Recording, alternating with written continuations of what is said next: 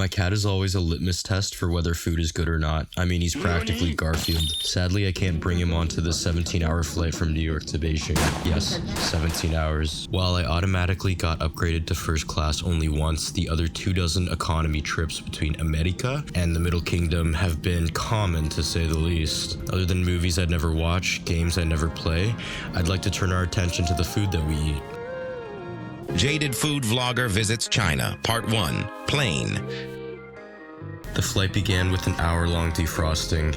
If the 17-hour trip wasn't enough, we were now looking at a total trip time of something around 18 to 20 hours. Already I was beginning to feel a bit tired. It was coming to be around 3 a.m. Eastern time, but before I knew it, my dreams of a taste of China had come true. I woke up to our first beverage of the flight, coconut juice.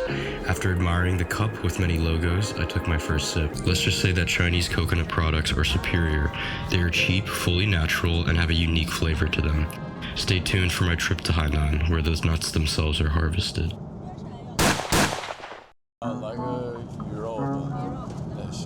Between chicken noodles and fish with rice, I chose the fish. And I must say, visually, Winston would not approve. The rice was moist but in a gooey way, and the fish itself reminded me of nothing but some bland seasoning.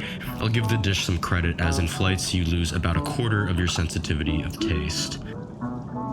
Next up, we had a refreshing shrimp pasta with lettuce, cherry tomatoes, and peas. This one might have been my favorite savory food throughout the whole flight. Nothing makes a meal better than some dessert, and after opening the cookies, must I say they were absolutely delicious. That's right, every kid of Chinese descent remembers the flavor of butter cookies. Minus the sugar, this was an absolute sweet escape from the prison of the rice and fish. Finally, there was this industrial-looking bread, and if it wasn't clear, the bread contained wheat. After breaking it open and applying some butter, I'll say that the butter carried. Being a good citizen of the world, I still managed to clear the entire tray, though even many around me couldn't stomach their entire meal. Finally, I was offered another drink, and being the child that I am, I chose AJ. Yep, it was fantastic, and feeling full, I was ready to take my nap. After waking up, I decided to make some music. Feel free to listen to my indie pop under Not That Platypus. After making a house garage beat, I was welcomed with the second round of food services. For my drink, I had orange juice. More sweeter than what people would get in New York, I'd say. So overall, not a bad experience. Let's see what they have next. 可以来猪肉。谢谢。好，谢谢。 Shortly thereafter, I was greeted with my second meal, pork rice. At this point, I was so delirious that the dish honestly tasted the same as the fish.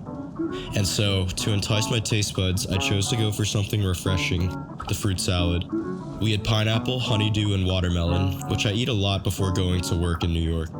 Maybe I like sweet things, but again, this stole the show as it was genuinely the only thing I could taste. Finally, I ended my meal with the salad. This one was a lot less interesting. Other than some cukes, radish, cherry tomatoes, and lettuce, there wasn't really much else to choose from. I was pretty disappointed until I realized that I totally forgot the Thousand Island dressing, which was underneath the industrial bread.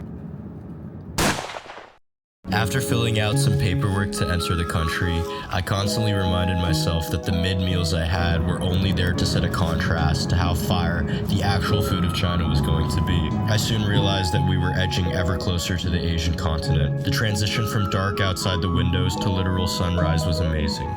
And for an even further celebration, the flight crew decided to sequence the lighting, something I wouldn't even expect a club to do if I DJ'd there. The landing was incredibly smooth, and soon I got home, past customs.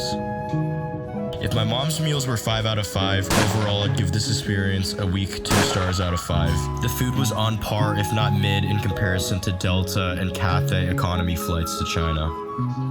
And while I have to go through this tragic experience each time I want to see my family, let's just say that this was only the beginning of my China trip. I'll be making more videos from landing and being welcomed with sauerkraut pork dumplings and pork chive and abalone dumplings to traditional Chinese meals that most people probably never heard of. So please, stay tuned and subscribe to see more. Again, this is your boy, the Jaded Food Vlogger.